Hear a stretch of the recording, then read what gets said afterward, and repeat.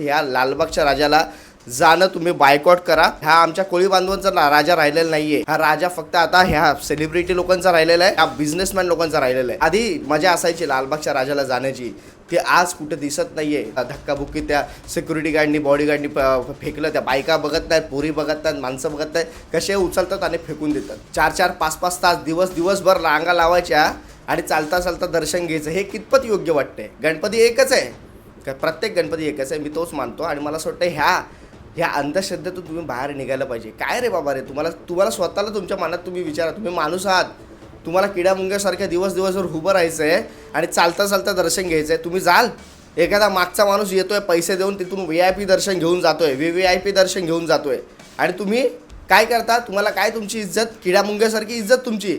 हे अशा गणपतींना तुम्ही जाता? अरे गणपती हा एकच आहे. मला असं वाटतं ना, या माणसांनी ना काय काय गोष्टी आपण पेरून ठेवल्यात ना या समाजामध्ये, याचा नीट विचार केला पाहिजे. ह्याचाच फायदा हे मोठे मोठे लोक घेत आहेत, जे वर तुमच्या बसलेले आहेत.